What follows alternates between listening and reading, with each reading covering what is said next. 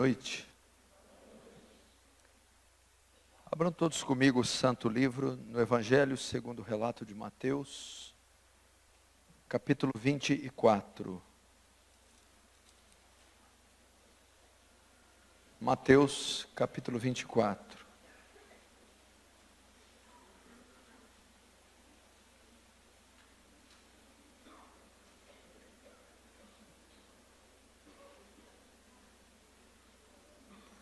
Mateus 24, verso 3, diz assim: No Monte das Oliveiras achava-se Jesus assentado.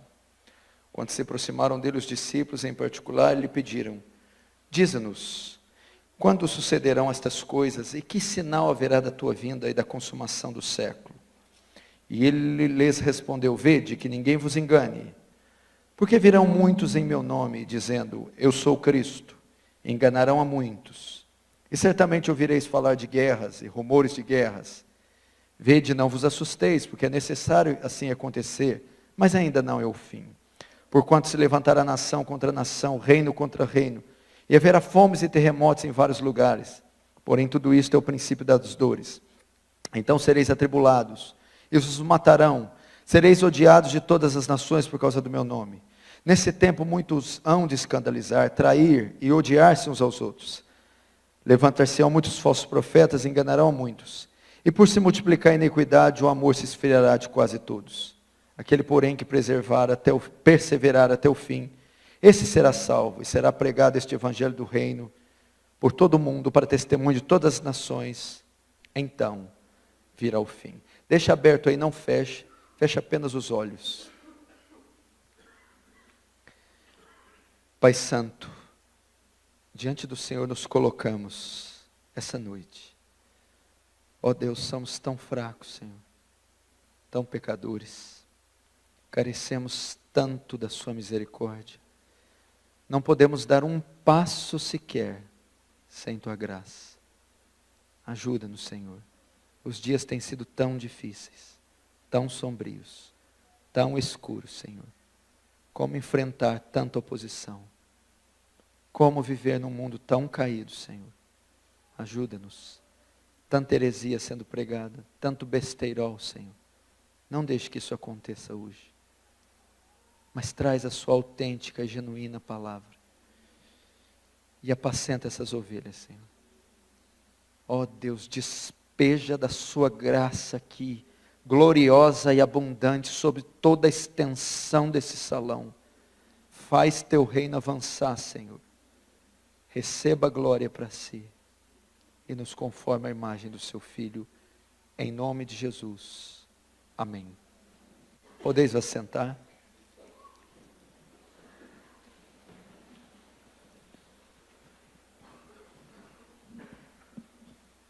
Presta atenção no que eu vou falar.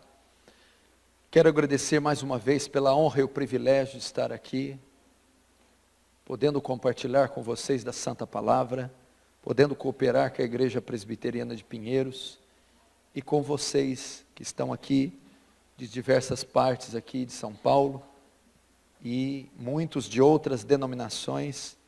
Obrigado por aceitar o convite, obrigado por virem de longe e gastarem tempo e até recursos para estar aqui, para ouvir a palavra. Eu espero que eu não decepcione vocês.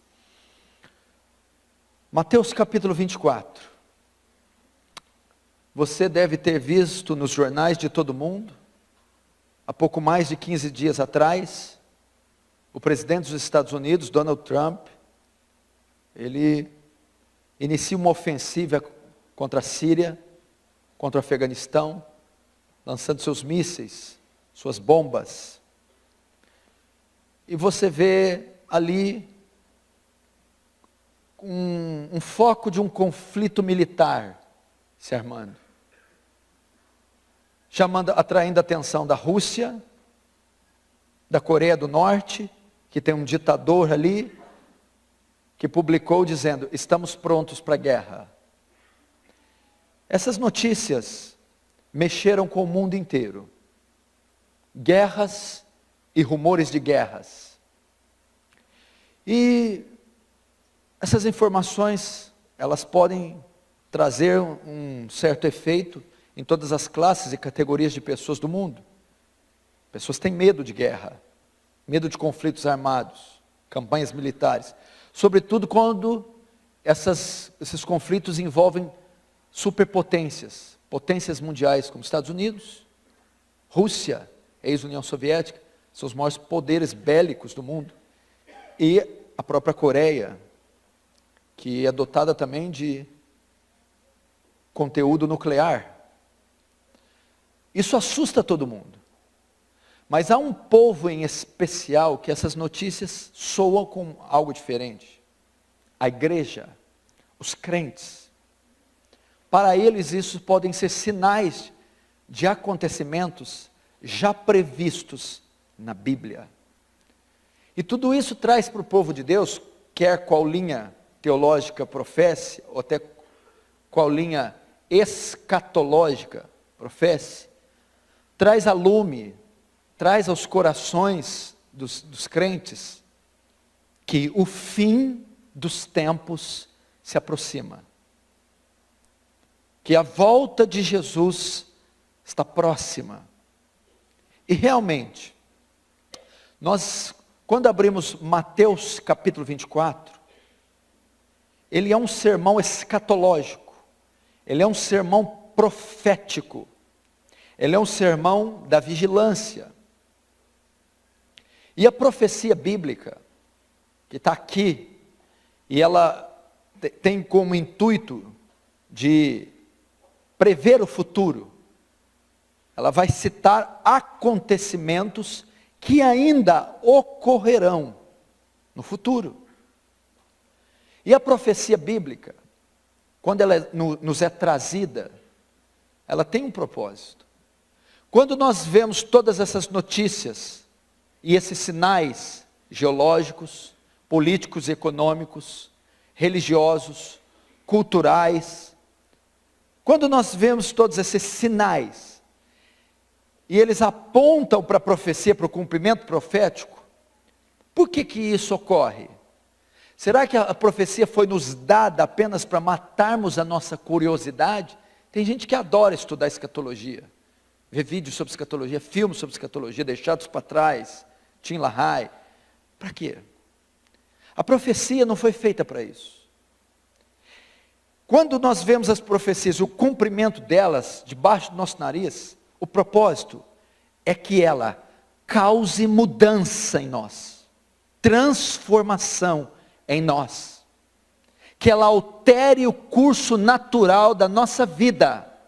Essa é a ideia da profecia. Prevenir a igreja, o povo de Deus, prepará-los para o fim, e aqueles que não estão preparados, nem salvos, buscarem isso. Então, pelos acontecimentos mundiais, em todas as áreas da sociedade, elas apontam para algo: Jesus está voltando. Estamos no tempo do fim, e eu posso afirmar isso de maneira inequívoca, sem errar. Nós somos a geração mais próxima do fim, por um simples fato: nós somos a última geração, a última que pisa neste chão. Então, se tem alguma que foi próxima do fim, mais próxima, essa geração é nossa. E é saudável a igreja de Cristo esperar pela volta de Jesus, querer a volta de Jesus, se preparar para a volta de Jesus. Todas as gerações antes da nossa se prepararam, esperaram pela volta de Jesus, e não pode ser diferente conosco. Todavia, eu acredito que nenhuma outra geração esteve tão próxima da volta como a nossa. Teve tanta tecnologia e tantos sinais acontecendo ao mesmo tempo, e em escala muito maior do que a nossa.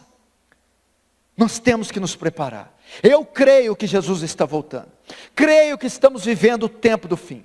Creio que estamos na metade da última semana de Daniel.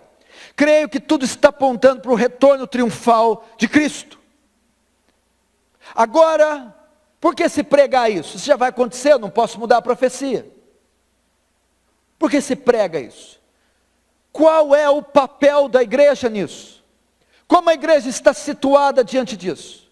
O interessante é notar que nós vemos uma igreja apática, abatida, inerte, morta diante dos sinais. Jesus disse que quando ele viesse, o povo estaria como nos dias de Noé. Tinha um louco lá pregando que haveria um dilúvio, um juízo, construindo uma arca gigante, dizendo que só haveria salvação lá dentro da arca. E a Bíblia diz que o povo comia, bebia, casava-se e dava-se em casamento, comprava e vendia. Uma indiferença tomaria o povo próximo à volta de Jesus. As pessoas estariam interessadas no hedonismo, na satisfação pessoal, na procura pelo prazer. As pessoas não iriam estar se importando com o eterno, senão com o terreno, com a vida vindoura, senão com a vida presente. Esse é o grande problema. Para que se pregar sobre escatologia? Não podemos mudar o curso da história. Para que falar sobre a volta de Jesus? Ninguém pode impedir ele de voltar. Para que ensinar textos aos quais não temos capacidade alguma de invertê-los, a sua ordem? Para quê? Para nós despertarmos do sono. Amós diz: prepara-te, ó Israel, para encontrar com teu Deus. Para nos prepararmos como uma noiva ataviada, adornada, pura, sem mancha, para o seu noivo. E será que nós estamos assim? Que sinais o Senhor pode dar da vinda? Vamos ver. Os discípulos estão com ele no Monte das Oliveiras e perguntam a ele: mestre, quando será isso? Que sinais o Senhor nos dá da sua vinda? Jesus podia ter dado uma resposta simples: olha, daqui 2 anos, depois do almoço, tal hora, ali naquele lugar, pode me esperar, eu voltarei. Não é assim que ele responde. Ele começa a fazer um sermão bem complexo, bem profundo, que envolve tanto profecias do primeiro século da era cristã, até o ano 70, como os últimos dias. E ele vai começar dando sinais. Ele não disse a hora exata, ele não disse o dia exato, ele não disse a maneira exata, específica, mas ele deu sinais aos quais, hora que olhássemos e atentássemos, indicariam que ele estaria vindo. E quando falamos a vinda de Jesus, a volta de Jesus, nós não podemos entender que ele está dizendo só que ele vai dar um passeio aqui. Quando ele dá sinais do fim dos tempos. Essa era terminará. Quando fala fim, fala do juízo dele sobre as nações, da destruição desse mundo. Quando fala fim, fala do arrebatamento da igreja. Quando fala fim, fala do julgamento da besta, do falso profeta e dos que adoraram a marca. Quando fala a volta de Jesus, fala o fim dessa era, desse tempo. Essa era terminará. Os poderosos e as nações serão julgadas. Essa esfera existencial acabará. A igreja de Cristo sairá desse local. Deus enviará juízos sucessivos sobre a terra. Isso é a volta. Quando fala volta, fala de todos esses acontecimentos. E eles sucederão. Então, Jesus disse que um dia ia haver o fim. E ele deixou sinais, para que nós, ao vêssemos, eu e você, a palavra foi entregue à igreja, a mim e a você, não fôssemos pegos de surpresa. Ele deixou sinais para que nós nos preparássemos para a sua vinda. Ele mesmo diz que quando o Filho do Homem vier, ele quer nos encontrar vigilantes, esperando por ele, atentos, preparados para esses dias. Que dias são? Como serão esses dias? Então ele começa a listar aqui sinais. Olhem ao vosso redor e vejam que o fim se aproxima. E ele começa aí no verso 4. Jesus lhe respondeu: vede que ninguém vos engane. Verso 5.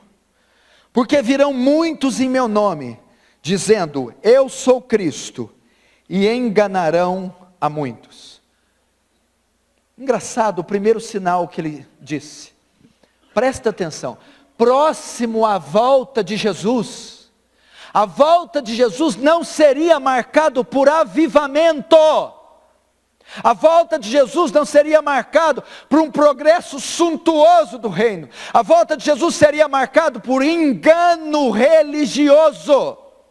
Uma explosão de falsos profetas, falsos milagres, falsos sinais, falso evangelho, falsa pregação, falsa igreja, falsos apóstolos, falsa conversão, falso batismo, precederia a sua volta. E o que você está vendo?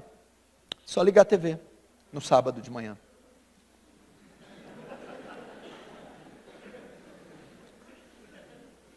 O verdadeiro não sei onde você encontra muito não, mas o falso, qualquer esquina. Haveria isso. Queridos, isso está acontecendo. Falsos profetas. O engano está proliferando como nunca. Eu nunca imaginei que eu iria ver o que eu estou vendo hoje. Eu nunca imaginei que ia ver tanta heresia, tanta besterol teológico como agora. Isso é um sinal. Para você ter uma ideia, uma matéria de 2014 do site Gospel Prime, presta atenção. Ela deu alguns números para a gente saber. O último censo evangélico que foi feito em 2010, assinalou a marca de 42 milhões e 300 mil evangélicos no Brasil. Quase 50 milhões de evangélicos hoje na nação brasileira. O jornal Correio Brasiliense estima que foram abertas, no ano de 2013, 14 mil igrejas evangélicas. A média foi de 12 igrejas novas a cada dia no país. A cada dia se abre 12 igrejas novas. Desse total de 14 mil igrejas, apenas 4.400 possuíam CNPJ. Foram 9.600 igrejas abertas irregularmente em 2013. Existem hoje 4.500 cantores e bandas evangélicas em atuação. 600 rádios evangélicas registradas em país, fora as inúmeras piratas. 157 gravadoras produzindo material evangélico. 150 editoras evangélicas. 3.000 novos títulos de livros lançados todos os anos. As igrejas evangélicas arrecadavam em 2014 a quantia de 60 milhões de reais por dia. E anualmente o total de 21 bilhões e 500 milhões de reais, segundo dados da Receita Federal. É uma máquina de movimentar dinheiro. Reportagem da revista Isto É. Surgiu, segundo os dados do censo 2010, do IBGE, uma nova categoria de evangélicos.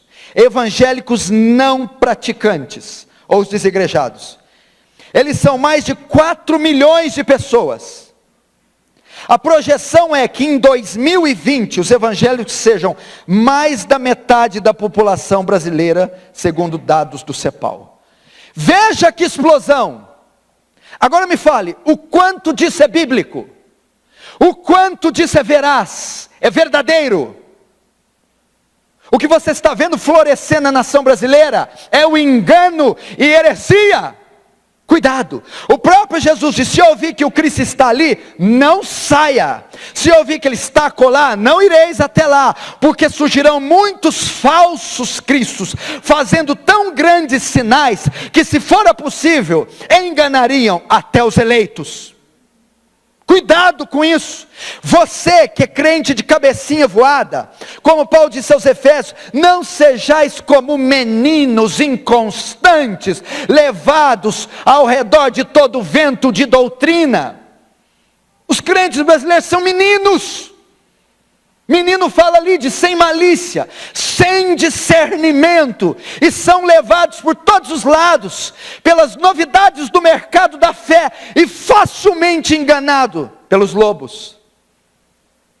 É isso que nós estamos vendo. Esta profecia está se cumprindo cabalmente.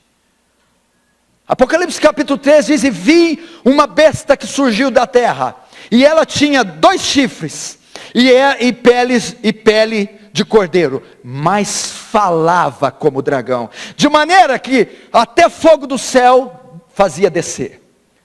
O que é isso? Veja só, ela tinha pele de ovelhas, mas a Bíblia diz que falava como dragão.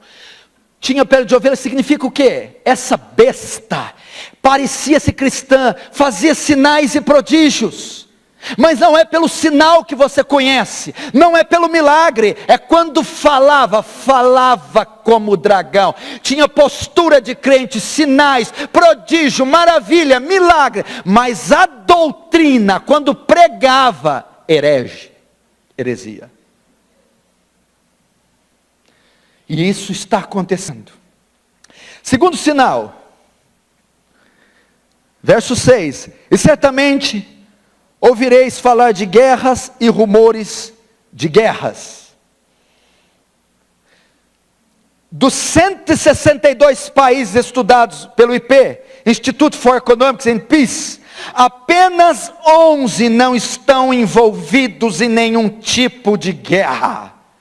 De 162 países estudados, 11 não estão envolvidos em guerra. A nossa geração, nosso tempo, é um tempo de conflitos. As fronteiras estão em guerras. Guerras civis, guerras frias, guerras santas, guerras religiosas, guerras por pedaço de terra, guerra envolvendo poder política. O Senhor disse que guerras e rumores de guerra marcariam a sua volta. Mísseis sendo lançados nos Estados Unidos, Rússia se armando, Coreia do Norte se armando, nuvens escuras pairam sobre as nações, e pode se estourar uma guerra de níveis sem precedentes. Quase 150 nações do mundo estão em guerra, sinais do fim. O que mais a Bíblia diz? Verso 6, guerras e rumores de guerras. Verso 7 é a mesma coisa, se levantará nação contra nação, reino contra reino, e haverá fomes. Fome marcaria. A Organização das Nações Unidas estimou que 870 milhões de pessoas no mundo passam fome. Você ouviu? Você sabe o que é isso? Quantos habitantes tem São Paulo e Grande São Paulo? Vamos colocar 30 milhões. É mais de 20 vezes a Grande São Paulo. 870 milhões de pessoas em todo o mundo passam fome. 2/3 da população mundial passam fome. E Jesus disse que a sua vinda seria marcada por fomes, pestes. O que é pestes? Epidemias, câncer. Temos quase mais de 10 mil espécies de cânceres que matam milhões todos os dias. AIDS, gripe aviária, gripe suína, zika vírus. O mundo ia ser assolado por uma onda de epidemias. Está acontecendo como nunca. O que mais? O verso 7 ainda. Fomes e terremotos. Presta atenção nesse dado. Em todo o século XIX, ocorreram 41 grandes terremotos, matando 350 mil em todo o século XIX. 41 grandes terremotos matando 350 mil pessoas. No século XX, até maio de 97, já havia ocorrido 96 grandes terremotos que provocaram a morte de mais de 2.150.000 pessoas. Note o que eu estou trazendo usando esses dados. Quando Jesus disse desses sinais, eles sempre ocorreram na era cristã. Então você pode alegar a mim, pastor, mas esses sinais aí estão furados. Então Jesus tinha que ter voltado 10 anos atrás, 20 anos atrás, 100 anos atrás, 200 anos atrás, porque houveram. Mas note pelas estatísticas, que dizem, quanto mais o fim se aproxima, mais esses sinais iriam se intensificar. Quando eu era garoto, tinha um grande terremoto a cada 5 anos, a cada 10. Hoje tem um grande terremoto todos os meses.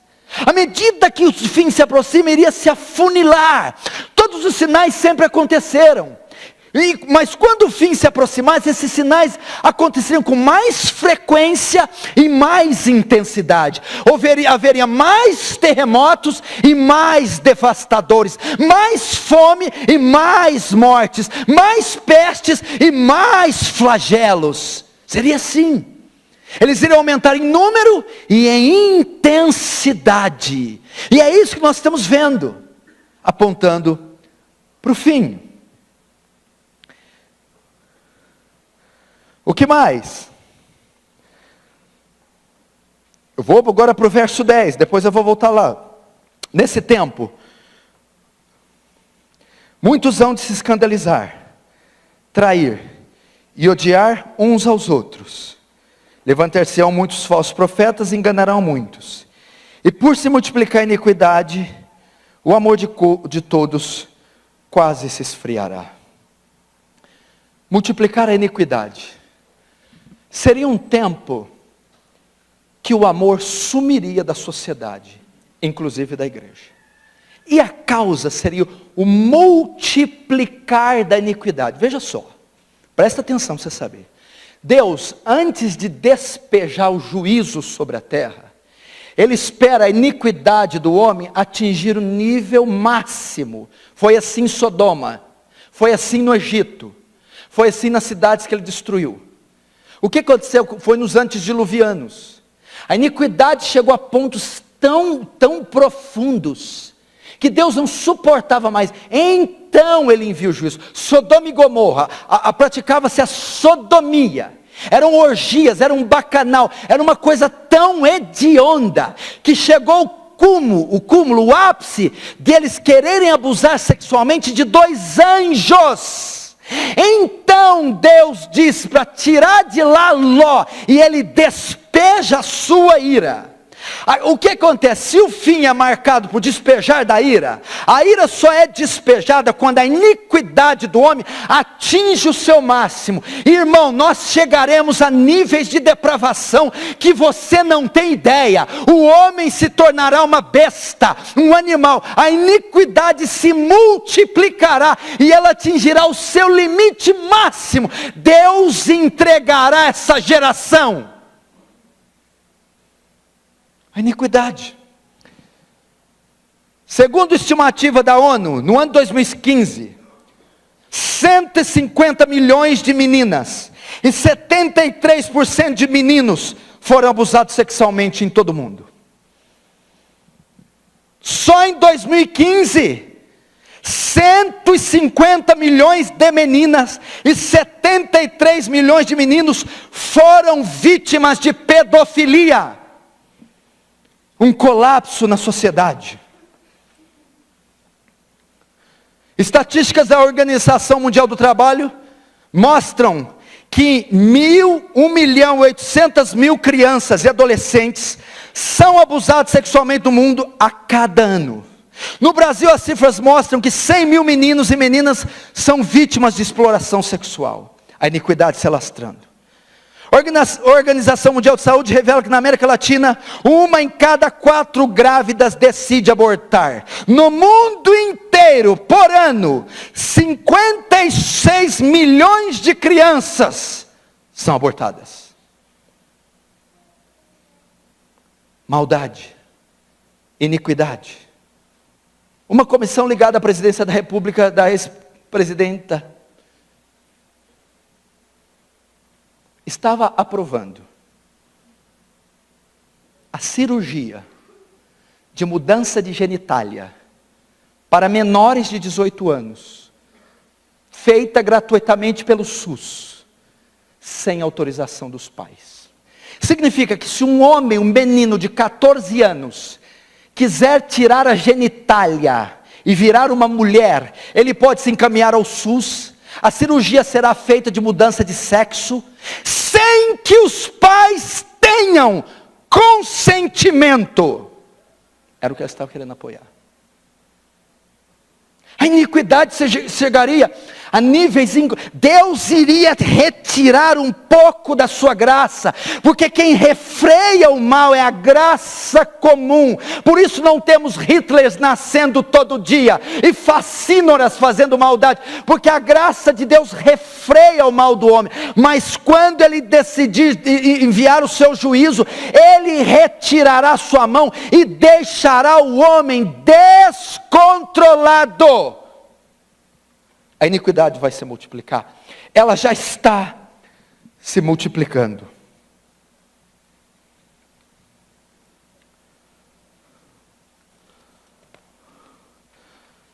O que mais? A Bíblia diz que o amor se esfriaria.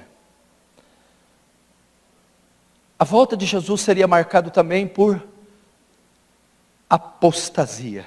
Lembra de 2 Tessalonicenses? Capítulo 2, verso 3, ninguém de maneira alguma vos engane, porque não será assim o quê? A volta de Jesus, sem que antes venha a apostasia. O que é apostasia? O esfriamento, o abandono da verdade, o desvio. A volta de Jesus seria marcada por um esfriamento. Tenho, porém, contra ti que deixaste o teu primeiro amor. A verdade sem entusiasmo, a moralidade sem emoção, o ritual vazio de realidade, são coisas que Cristo condena severamente. Sem fervor espiritual, elas não passam de uma filosofia ímpia, ou um sistema ético ou mera superstição. John MacArthur diz: ser cristão significa amar o Senhor Jesus Cristo, mas a paixão e o fervor dos Efésios por Cristo havia se tornado ortodoxia fria e mecânica. Sua pureza doutrinária e moral, seu imenso zelo pela verdade e seu disciplinado serviço não eram substitutos para o amor a Cristo que eles haviam abandonado. Isso se refere ao primeiro e profundo amor e dedicação que eles tinham por Cristo e sua palavra. Essa advertência nos ensina que conhecer a doutrina correta não é suficiente. A igreja deve ter, acima de tudo, amor sincero por Jesus e a sua palavra. E vai a questão, Lucas 18:8. Quando o Filho do Homem vier, achará fé na terra? O que é essa fé aqui? Achará quem professe fé verdadeira, achará uma fé vigorosa, vívida, poderosa nele, achará uma fé bíblica, escriturística, doutrinária. Esfriamento marcaria a volta de Jesus, multiplicar de iniquidade, devassidão, imoralidade, orgia, bacanal, morte, assassinatos, crimes, morticínio, genocídio, infanticídio, marcariam essa geração. Seria uma geração vulgar e depravada, amor se esfriando, apostasia acontecendo, pessoas abandonando fé, pessoas seguindo falsos mestres e tendo comichão no ouvido, não suportarão as sãs doutrinas, mas amontoarão para si doutores segundo as suas concupiscências. A Bíblia diz que nos últimos tempos apostatarão alguns da fé, dando ouvido a espíritos enganadores e doutrinas de demônio. Meu irmão, o que marcaria o fim seria um palco de destruição, de depravação, um horror e uma escuridão tomaria a terra. Desastres naturais, desastres sociais, desastres políticos, corrupção religiosa, marcaria o fim. Agora levanta a mão quem está vendo isso. Agora. Quem acha que Jesus está às portas, diga amém. Amém. Jesus está às portas. Agora sabe o que é o mais impressionante? Olha o verso 6. E certamente ouvireis falar de guerras e rumores de guerras.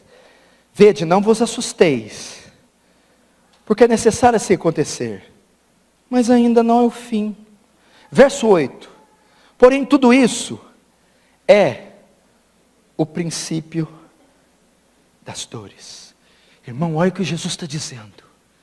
Quando virdes tudo isso, Ele está dizendo, quando vocês verem essas ofensivas de Donald Trump, Esses números das Nações Unidas, da Organização Mundial de Saúde, quando vê esse besterol explodindo em TV aberta, quando vê tudo isso, não vos assusteis, porque é necessário que isso aconteça, mas não é o fim. Sabe o que Jesus está dizendo?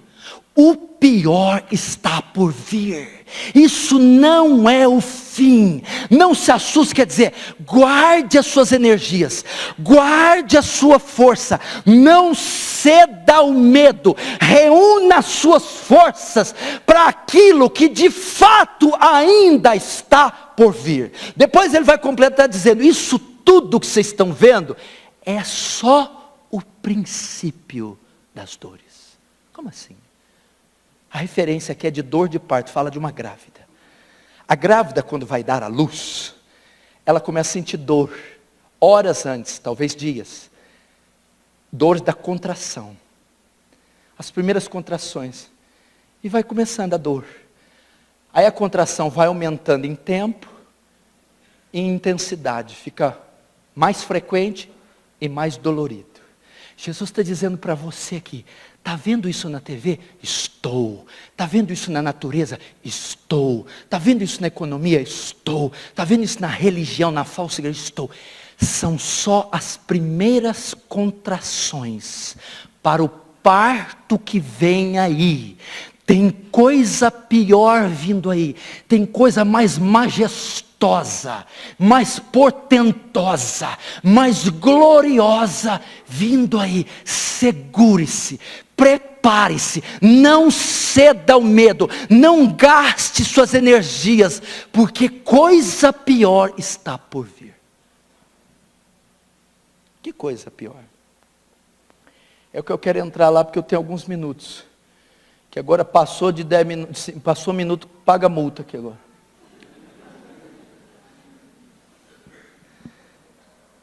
Que coisas são essas?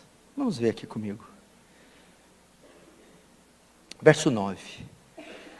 Então sereis atribulados e vos matarão. Serei odiados de todas as nações por causa do meu nome. Até aí. Agora, o verso 15. Quando, pois, vides o abominável da desolação que falou o profeta Daniel no lugar santo, quem lê entenda. Então os que estiverem na Judéia, fuge para os montes. Quem tiver soberano, não deixa para tirar de casa alguma coisa. E quem estiver no campo, não volte atrás. Verso 19. Ai das que estiverem grávidas, que amamentarem naquele dia. Orai para que a vossa fuga não se dê no inverno e no sábado. Agora o 21. Porque nesse tempo haverá tão grande tribulação, como desde o princípio do mundo até agora não tem havido, nem jamais haverá. Não tivesse aqueles dias sido abreviados, ninguém seria salvo, mas por causa dos escolhidos, tais dias serão abreviados. Escute o que eu vou falar para você, igreja de Cristo, igreja moderna. A igreja, nós estamos há minutos, horas, dias, meses e talvez anos de uma perseguição que você nunca viu na sua vida. A Bíblia diz, em Apocalipse 13, que João vê uma besta subindo do mar. E ela tinha 10 chifres e 7 cabeças. O seu corpo era como de leopardo, com partes de leão e de urso. Esta é a besta do Apocalipse. Depois vi uma das suas cabeças ferida de morte, a qual foi curada. Esta é o anticristo. No verso 7 do 3 diz, e foi dada a besta que pelejasse contra os santos e os vencesse. Essa besta do 13 é interpretada por Daniel 7, que tem a mesma visão. Mas ele tem a visão de animais separados. João vê todos os animais juntos. Daniel vê um leopardo, um urso, um leão e um animal feroz com dentes de ferro. Ele está vendo ali o império babilônico, medo-persa, grego-macedônio e o império romano. São bestas. Cada uma dessas bestas tiveram um líder, Nabucodonosor, Alexandre o Grande, César, Nero, a figura do anticristo. A besta que está ali é o sistema sistema político, é o sistema militar, o sistema cultural, junto com a besta da terra, o sistema religioso. Esses sistemas se unem com um só propósito: perseguir a igreja. O que consiste esse sistema? Ideologia de gênero, casamento homoafetivo, ateísmo, marxismo cultural. Essas ideologias serão propagadas pelo sistema, pela besta, pelo governo. E ele terá um líder para guiá-los, o anticristo. Promoverá o ateísmo, promoverá o secularismo, o ecumenismo, promoverá a promiscuidade, promoverá a quebra, a derrocada da família, e promoverá a adoração a si próprio. Então o que tem? Diante da mente caída do mundo, não haverá nenhuma oposição para aceitar isso, porque Paulo diz que o mistério da iniquidade já opera, a besta já reina, o seu sistema já está no mundo, o antideus, o comunismo, o fascismo, as ideologias, a promiscuidade, tudo já é o sistema da besta. E ninguém faz oposição a isso. Só existe uma instituição que é um empecilho para esse sistema. Só existe uma instituição que não aceita essa filosofia, essa ideologia. É a igreja. Sou eu e você. Então, o anticristo, durante as eras, com o seu sistema, a função dele foi perseguir, esmagar os seus oponentes, perseguir a igreja, hostilizar, torturar, martirizar, matar a igreja. O que você está querendo dizer? Que esse sistema não vai ser possível de ser refreado, parado. Vão se eleger candidatos assim. Essas leis serão aprovadas sim. E a igreja estará aqui neste período, e ela será perseguida, processada, despojada dos seus cargos, perda de emprego, bullying, chacota, perseguição acadêmica, escolar, até a prisão, o processo e o martírio. A igreja vai passar por perseguição, já está passando. Porque o cerco está se fechando. Essas ideologias ganharão mais terreno, mais corpo. E a igreja estará aqui. E ela será brutalmente hostilizada. Mas tem mais ainda. O arrebatamento não se dá antes da grande tribulação. O arrebatamento da igreja se dá no final da grande tribulação. A igreja passa pela grande tribulação. Primeiro, está escrito, quando vides o abominável da desolação, fala da ascensão do anticristo. Fujam, corram, porque virá. Para quem foi escrito isso aqui? Para ímpio? Estou falando para o povo de Deus. Eles verão isso. E virá tão grande tribulação sobre quem eles? Não, mas Deus não envia juízo sobre a igreja. Querido, tribulação não é juízo. A palavra tribulação é teste, prova, provação. Deus não tem por que provar o ímpio, testar o ímpio. Tribulação é para a igreja. Apocalipse 3 diz, deu à besta poder para perseguir os santos e vencê-los. Ué, que santos são esses? A igreja. A primeira metade da semana de Daniel é a semana da igreja. Depois da ascensão de Cristo, o triunfo da igreja, o avanço do reino, a pregação do evangelho. A última metade da última semana é o período do anticristo. Apocalipse 13 fala do quê? Qual que é o tema principal do 13? A marca da besta? Não. O anticristo? Não. A besta? Não. Mas qual que é o tema principal do 13? A besta, o falso profeta, o dragão, o anticristo, o sistema e o seu chefe anticristo tem uma função: perseguir os santos, matar os santos, torturar os santos. Você quer ver o retrato disso? O Império Romano, na época do primeiro século da igreja. A besta, o Império Romano. O anticristo, Nero. E a igreja?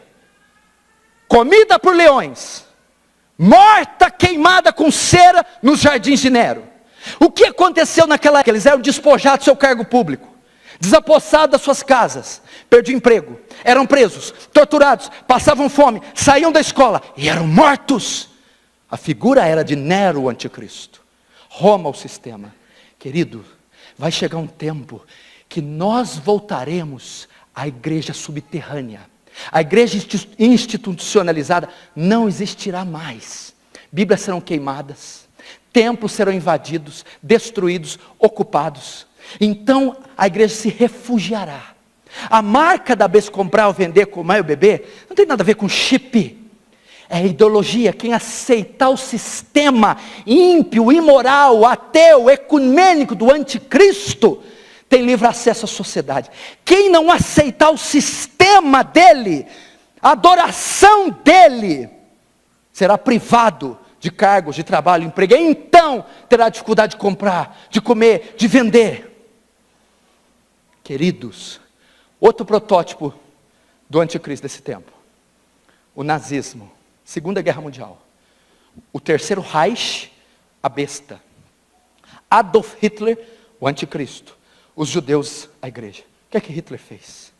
Uma perseguição fulminante sobre os judeus. Eles eram levados para o campo de concentração de Auschwitz. Eram separados a mãe das filhas, o marido da esposa, filhos e criancinhas em um vagão para um campo de concentração, mulheres em outro vagão de trem para outros campos, e homens em outro vagão para outros. Ninguém se via mais. Eram condenados a trabalho forçado, exaustivo até a morte. Outros executados em cama de gás, uma perseguição ferrenha, eram expulsos das suas casas, perdiam seus empregos, iam para guetos ou iam para os campos de concentração. O anticristo promoverá uma perseguição que fará com que Adolf Hitler seja uma criança. Perderemos cargos, empregos, seremos perseguidos até o martírio. Está aqui, capítulo 24, virá uma tão grande tribulação quando veio, nunca veio. E ela é para a igreja. Não vem com esse negócio, eu vou na segunda leva, eu vou na repescagem. Isso é mentira. Sabe que só crente carnal que fala isso. Se você não vai na primeira, você não vai em nenhuma, meu chapa. Não está preparado para ir agora? Isso é conversa, isso é engodo, engano. Agora deixa eu dizer, para eu finalizar. Eu tenho 10 minutos, eu finalizo.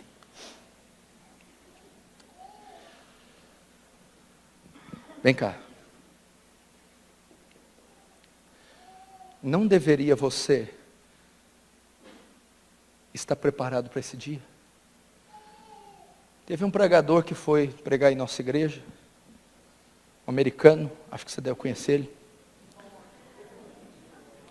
Ele começou a falar de escatologia comigo, quando eu fui levar ele para o aeroporto. Escatologia. Os filhos todos deles fazem artes marciais. Krav Maga, Jiu-Jitsu. Sabem atirar, porque no país é permitido a posse de arma. Inclusive a esposa.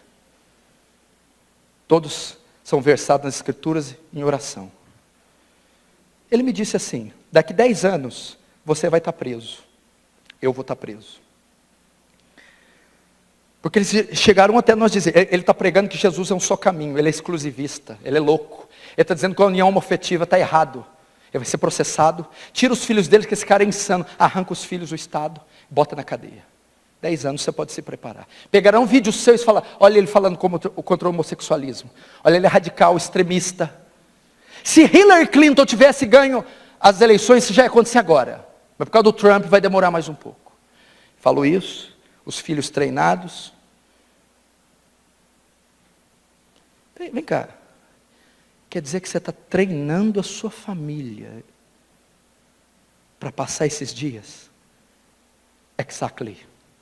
Exato. Você está treinando seus filhos para esse dia? Você está treinando seus filhos para não negar Jesus na escola? Eu não preciso do anticristo escatológico aqui, disso tudo que eu falei, Nero, Roma, Hitler. Já está acontecendo. A igreja está se preparando para isso. Você está treinando para viver subterraneamente. Você está decorando versículos e decorando a Bíblia toda, porque ela vai te ser tomada. Richard Humbert, você pode comprar o livro Torturados por Amor a Cristo, ficou preso 9 anos, numa solitária. E tudo o que ele sabia da Bíblia é o que ele tinha decorado, ele ficava recitando lá dentro. Você vai precisar da palavra, e se você nunca leu agora, não é naquele tempo que você vai ler. Treine seus filhos. Seus filhos serão coagidos a negar a Deus, a aceitar a ideologia de gênero, o marxismo cultural, a dar o apoio e a mão para a besta e dizer, Heil Hitler. Treine as suas esposas, você pode ficar separado dela, você pode nunca mais vê-la. Você viu o filme Gladiador? É a mesma figura, soldados romanos vão até a casa dele, e avisa que eles estão indo lá, ele corre com o cavalo, quando ele chega lá, queimam toda a casa, e degolam toda a família. Vão fazer isso com os filhos dos crentes, com os filhos de pastores. E ele vê aquela cena impactante. Aí acontece o que no final do filme? Ele também morre. E no final do filme eles estão no céu. E ele entra lá para encontrar com eles. Alguns de nós vamos ver as esposas só do outro lado da eternidade. Alguns de nós vamos ver os filhos só do outro lado da eternidade.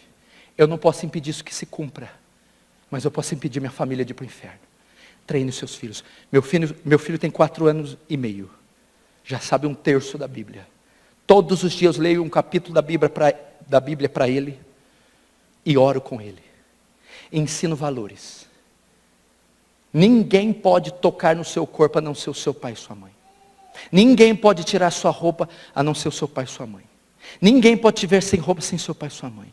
Valores bíblicos. Tudo que você come, tudo que você faz é para a glória de Deus. Não existe outro Deus. Não existe outro. Estou incutindo, estou treinando meu filho como um soldado. Estou treinando a minha esposa. Você está treinando seus filhos para esses dias? Você está preparado para perder sua casa? Está preparado para se refugiar para o monte? Está preparado para ser torturado em nome da fé e não negá-lo? Pois esses dias, querido, isso já está na terra. Países comunistas fechados. País daquele ditador, ele coloca tanque de guerra e passa por cima de pastor vivo, esmaga pastor vivo na Coreia do Norte. Esse tempo está chegando. O ministério da iniquidade já opera, a besta já está aí, só falta o anticristo escatológico. E a função deles é uma só: perseguir os santos. O que significa? Como o senhor vai terminar essa pregação? É tempo de se preparar. A palavra para você é santidade. Como que eu preparo? Você está preparando os filhos a se autodefender, a lutar, a esposa a se defender, artes marciais, ou métodos de sobrevivência para viver longe, saber fazer uma comida, acender fogo, viver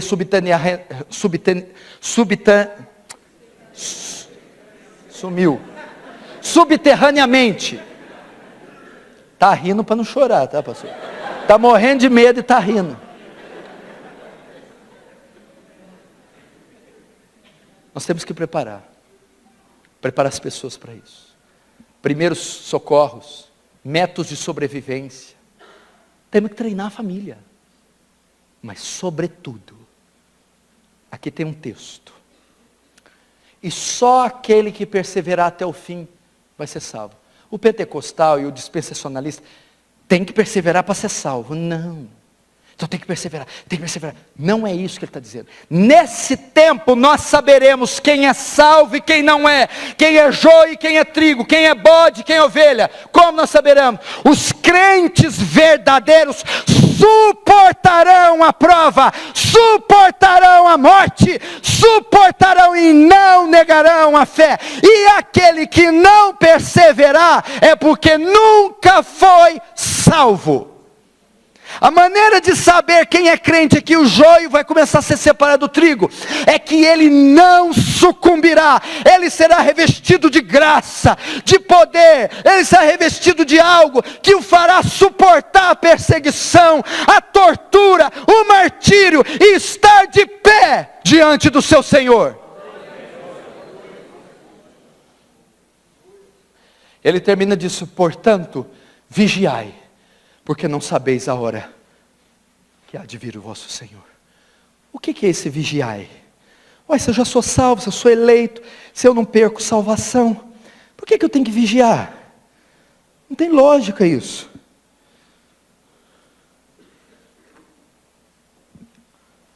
Está vendo os sinais? Você é salvo? Não. Então é hora de buscar isso. É hora de confirmar a sua eleição. É hora de ter certeza da tua salvação. É hora de se assegurar que você está com Cristo. Irmãos, eu não consigo expressar aqui, eu estou cansado da viagem, eu estou fraco, eu estive meio doente esses dias. Mas eu não sei aquilatar, avaliar o que está por vir. Acorde, meu irmão, deixe os seus jogos estúpidos e tolos, deixe esses romances estúpidos e volte-se para esse livro. Se prepare para o maior evento da humanidade, o retorno do Messias. Vá pregar o evangelho enquanto isso. Preocupe-se com a salvação da tua família, do teu esposo, dos teus filhos. Eles estão prestes a serem marcados por tormentos inimagináveis. Você não sabe o que estão tramando contra a igreja. Não sabe o quanto ela será esmagada sobre um governo tirano, maldito. Temos que nos preparar. Preparar nossas casas. Preparar sua esposa para não negar Cristo. Ensine as escrituras, ore com ela, certifique-se da conversão dela. Prepare os seus filhos para não negar Cristo. Ensine as escrituras, ore com eles, certifique-se que estão salvos. Ensine a ter independência. Ensine-os a adorar o Deus de Israel. Jesus está às portas. Ele virá. Ele está vindo. Prepara-te, Israel. Mude a sua vida. Para que o Senhor trouxe essa pregação? Para você ir embora falando, nossa, eu fiquei sabendo que a tribulação, o arrebatamento é da tribulação. Nossa, eu fiquei sabendo que a besta não é minha sogra.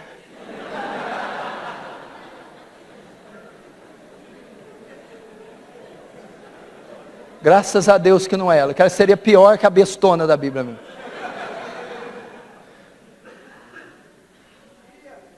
Para que o Senhor pregou? Você vai sair daqui hoje.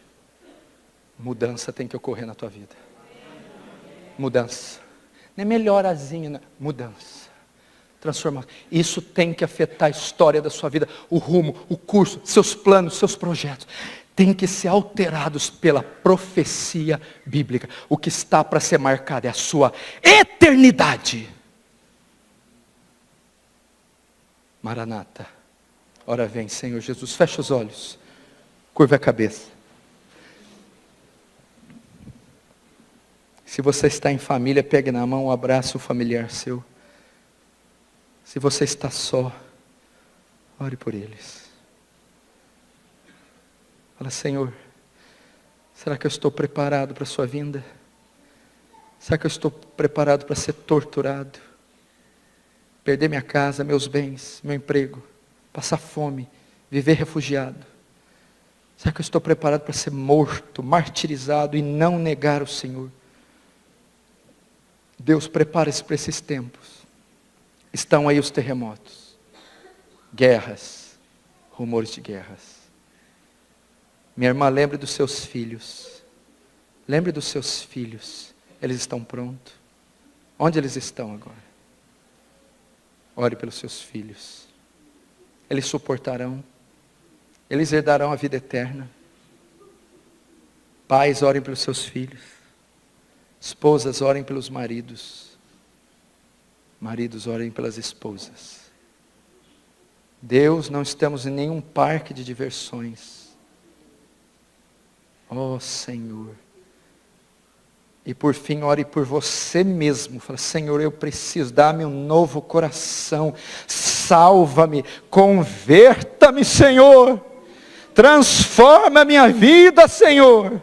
Ore, meu irmão. Talvez será o seu último culto, sua última noite. Ore. Se aqueles dias não fosse abreviado, nenhum se salvaria. Confirma a minha eleição, Senhor. Ore, meu irmão. Derrame suas lágrimas. Derrame suas orações. Prepara-me, Senhor. Prepara-nos, Senhor.